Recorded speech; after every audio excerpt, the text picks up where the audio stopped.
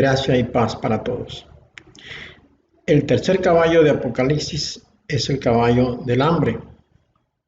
Las Sagradas Escrituras dicen lo siguiente: cuando rompió el tercer sello, oí al tercer ser viviente decir: vete. Y miré, y allí delante de mí había un caballo negro, y su jinete tenía una balanza en la mano. Entonces oí lo que sonó como una voz de entre los cuatro seres vivientes que dijo: 2 libras de trigo por un jornal de un día, 6 libras de cebada por el mismo precio, pero no dañen el aceite ni el vino. El caballo negro. Ante la pregunta de por qué el caballo es negro, debemos pensar en las tinieblas, porque vienen días cuando será dañada la energía eléctrica, si no en todo el mundo, al menos en los países más poderosos, como Estados Unidos, por ejemplo. Un blackout es un corte total de energía, y esto significa que no habrá suministro eléctrico en ninguna parte y de ninguna manera. Esto, o sea, el corte total de energía, se puede lograr mediante ondas de tipo gamma. Estas ondas las emite el Sol, pero también una gran explosión nuclear. La bestia, ha planificado esto, precisamente una gran explosión nuclear en la estratosfera, para que de esa manera sea emanada una gran cantidad de ondas de tipo gamma que penetren la atmósfera terrestre y dañen los circuitos eléctricos en cualquier aparato que funcione con electricidad en el mundo entero. Hablamos desde celulares o radios hasta inclusive grandes plantas generadoras de electricidad, los circuitos eléctricos de los vehículos, los circuitos eléctricos de los aviones, todo quedaría inutilizado cuando los rayos gamma o las ondas gamma entren en los circuitos, los dejaría completamente achicharrados, quemados. Una vez destruidos los circuitos eléctricos, todo quedaría paralizado, completamente inutilizado. Las industrias, los medios de transportación, también los de comunicación.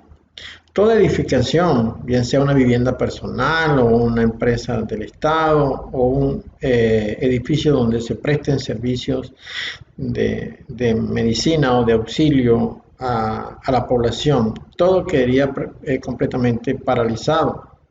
Las farmacéuticas y los hospitales ya no funcionarían más, de manera que la gente no tendría dónde comprar su medicina. Así, de esta manera, ya nadie podría comprar comida, porque aunque en el campo alguien estuviese trabajando para producir alimentos o criando ganado, estos alimentos no podrían ser llevados a los centros de consumo porque los vehículos automotores quedarían destruidos por causa de que se le quemarían los circuitos eléctricos.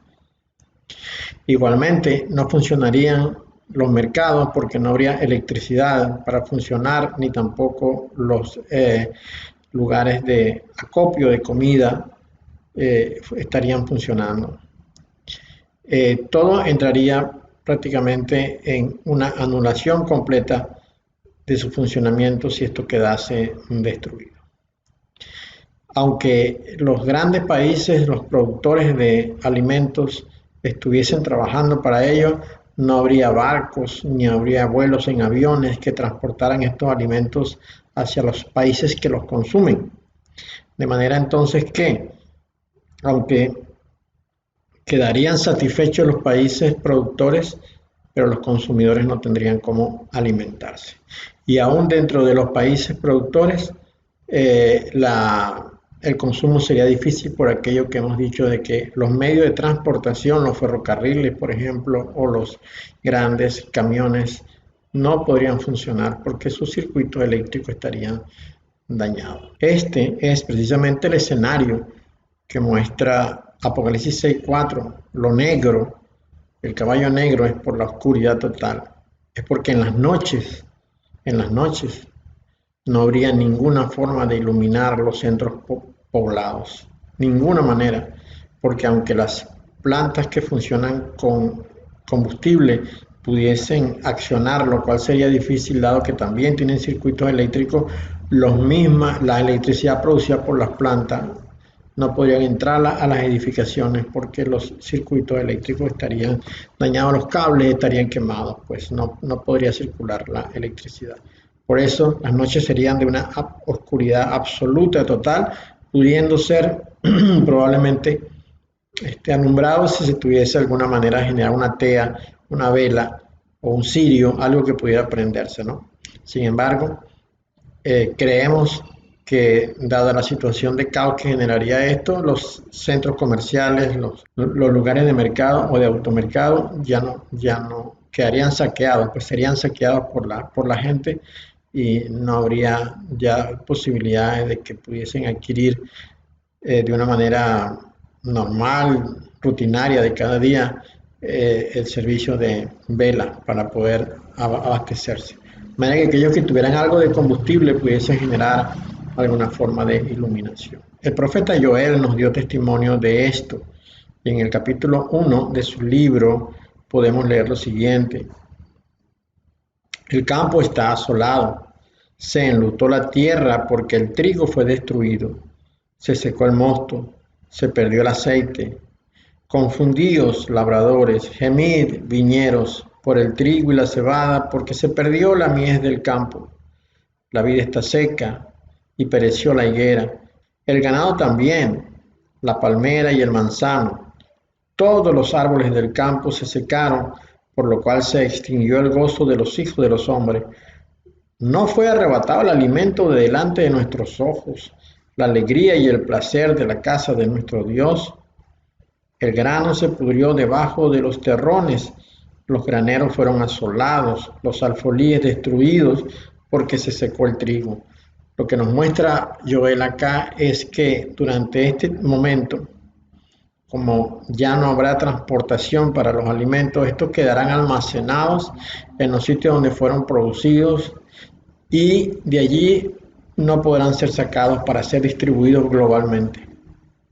De tal manera que estos alimentos se secarán o se pudrirán, se dañarán en los lugares donde fueron producidos. Probablemente estos lugares serán saqueados también por las turbas, pero esto será solamente de manera local, no pudiendo extenderse. De tal manera que la gran mayoría de estos alimentos se dañarán porque no habrá tiempo de ser consumidos, dado que quedarán guardados. Joel también nos dice que el ganado sufrirá las consecuencias de la falta de alimento. Él dice, ¿cómo gimieron las bestias? ¿Cuán turbados anduvieron los hatos de los bueyes porque no tuvieron pastos? También fueron asolados los rebaños de las ovejas. Imaginemos entonces este panorama que se nos ha de venir sobre el mundo. En el año de 1979, el Señor le entregó una visión a una dama llamada Sarah Hoffman. Sarah Hoffman, una cristiana que estaba atribulada por su vida y con mucho sufrimiento y depresión, tomó la decisión de suicidarse. Cuando ella lo hizo, el Señor la tomó en espíritu y la llevó a ver las cosas que habrían de suceder en el mundo. Una de las cosas que ella vio fue precisamente el momento del hambre. Y ella da testimonio de este momento diciendo, la siguiente cosa después de esto que viví más que verlo, fue que no había comercios, ni tiendas, ni poder para comprar, y quedé impresionada de que no había economía. La economía casi había fracasado por completo y nadie tenía nada de dinero. Hubo un completo caos y una desactivación de la sociedad conocida. No había electricidad en ninguna parte, pero no sé cómo llegó a pasar esto. Había coches apilados por todas partes, carreteras bloqueadas y la mayoría de la gente luego tuvo que salir con nada. La electricidad había fracasado en todas partes y nada funcionaba. No había comunicación en cualquier parte del país. Nada funcionaba. No había radios ni televisores. Vi gente tirando piedras y rompiendo ventanas para robar televisores, lo cual me pareció una tontería, ya que no iban a funcionar. No había comida en absoluto. Vi a la gente completamente en pánico, tratando de conseguir comida, llegando incluso a cavar en la tierra en busca de gusanos para comer de ellos porque estaban hambrientos. También durante este tiempo me di cuenta que había muy poca agua, ya que casi todo el agua estaba envenenada, por lo que si alguien bebía se contagiaría de la enfermedad y moriría. Este es el panorama que Dios le permitió ver a Sarah Hoffman. El Señor permitió que Sarah Hoffman regresara a la vida para que contara lo que ella había visto en la visión que Dios le había dado. Pero ¿cuándo sucederá esto? Joel nos dice que cuando esto esté pasando, en Israel será suspendida la ofrenda y la libación. Veamos qué es lo que dice Joel. Dice, desapareció de la casa de Yahweh la ofrenda y la libación. Los sacerdotes, ministros de Yahweh, están de duelo. Luego añade, ceñidos y lamentad, sacerdotes, gemid, ministros del altar, venid, dormid en silicio, ministros de mi Dios, porque quitada es de la casa de vuestro Dios la ofrenda y la libación. Vestirse de luto es vestirse de silicio, vestirse de luto, hay duelo en el mundo, primeramente porque no hay hambre, pero también al mismo tiempo y de igual importancia es porque fue suprimido el servicio en la casa del Señor. Ya no habrá ninguna forma de sacrificar y esto va a suceder durante el gobierno del anticristo, quien impedirá toda forma de adoración cristiana, bien sea el culto judío o bien sea el de la iglesia naciente, la iglesia del Señor, la iglesia del primer siglo. Toda forma de culto será eliminada, pero dice que durante el tiempo de la eliminación de este culto, es decir, cuando se cesa la ofrenda y la libación, habrá hambre en el mundo. Será el momento en que habrá hambre en el mundo. Esto lo dice Joel y Joel es un profeta de Dios. Ahora, cuando dice la ofrenda y la libación, tal parece que se refiere al culto judío, porque en aquel momento se hacía una ofrenda de granos, que es lo que acá se llama la ofrenda, pero también se hacía una ofrenda de licor, una ofrenda de bebida, que es lo que se llama la libación. La ofrenda de grano es el minchá, y la ofrenda de la libación es el nesek. Ambas cosas se hacían durante el culto judío. Ahora, esto fue prohibido. En el tiempo que fue prohibido, hubo hambre en el mundo. Esto del cese de la ofrenda y la libación parece que coincide con lo que profetizó Daniel, que él llamó el cese del continuo sacrificio. Dice Daniel 8:12, y a causa de la prevaricación le fue entregado el ejército junto con el continuo sacrificio y echó por tierra la verdad e hizo cuanto quiso y prosperó. Está hablando del anticristo. Entonces oí a un santo que hablaba y a otro de los santos preguntó a aquel que hablaba, ¿hasta cuándo durará la visión del continuo sacrificio y la prevaricación asoladora, entregando el santuario y el ejército para ser pisoteados? Y el 11:31 dice, y se levantaron de su parte tropas que profanaron el santuario y la fortaleza y quitaron el continuo sacrificio y pondrán la abominación desoladora. Y Daniel 12:11 termina diciendo, y desde el tiempo que se ha quitado el continuo sacrificio hasta la abominación desoladora habrá 1290 días, es decir, 3 años y medio. Esto estaría ubicado, este evento, este momento estaría ubicado a 960 días después de comenzar la semana 70 o 1260 días hacia atrás desde que se coloca la abominación desoladora. Cualquiera de esas dos mediciones es exacta y es precisa y la suma de ambas son 2300 tardes y mañanas, que es lo que anuncia Daniel que durará el tiempo de la última semana. Así pues, viene hambre sobre el mundo y esto está muy pronto a suceder. La peste desatada en este momento en todo el mundo. Los terremotos que están siendo anunciados y conocidos como uno que el día de hoy, 19 de enero, sacudió a Argentina con 6.2 grados en la escala de Richter. Luego, los rumores de guerra, las continuas amenazas que hay, sobre todo Estados Unidos-China o Estados Unidos-Rusia, y ahora que se está hablando nuevamente del uranio producido en Irán para la generación de armas nucleares. todo esto da a entender que estamos ya en el principio de dolores, lo cual quiere decir que estamos en la semana 70 y se están corriendo ya los 960 días iniciales. Estamos muy pronto a que el gobierno del anticristo entre en el mundo, porque ya el gobierno de la primera bestia entró, falta el gobierno de la segunda bestia, que es el anticristo. Pronto está por suceder y todas estas cosas que hemos anunciado vendrán sobre el mundo. Viene hambre sobre el mundo. Ahora yo te aconsejo que tú hagas la paz con Dios por medio de su Hijo Yeshua, el Mesías.